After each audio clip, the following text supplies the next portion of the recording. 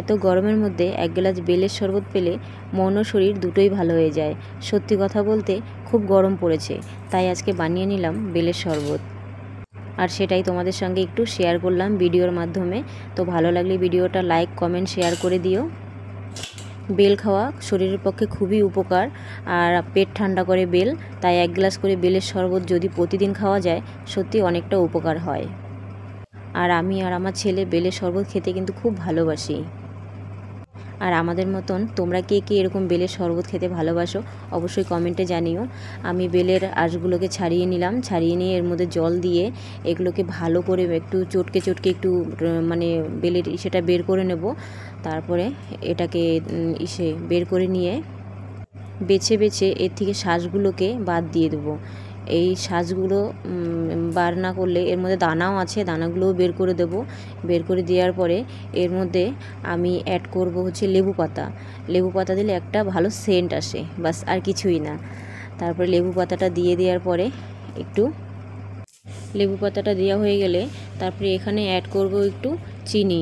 চিনিটা যে যার মানে স্বাদ অনুযায়ী দেবে, তো আমিও একটু বেশি করেই দিয়ে দিলাম।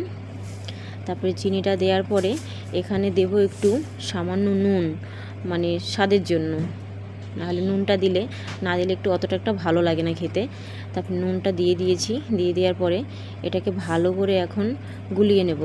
জলটাকে গুলিয়ে নিয়ে তারপরে এটার মধ্যে এখন ভালো করে একটা গ্লাসে এটাকে ছাকনা দিয়ে ছেঁকে নেব।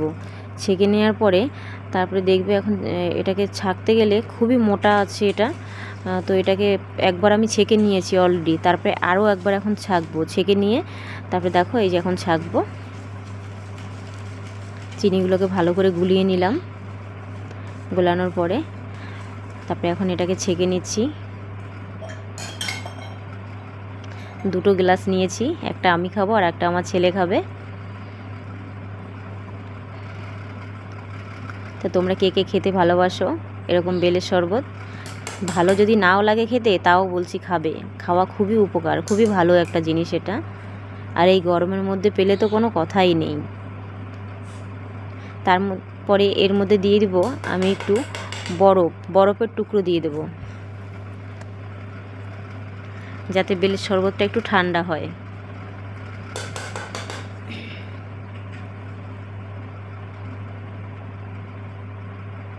হয়ে গেছে ছাকা।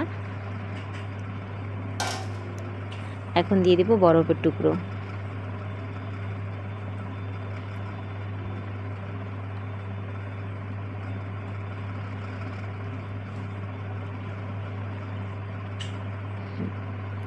ব্যাস, এবার এই বরফটা গলার অপেক্ষায় থাকবো।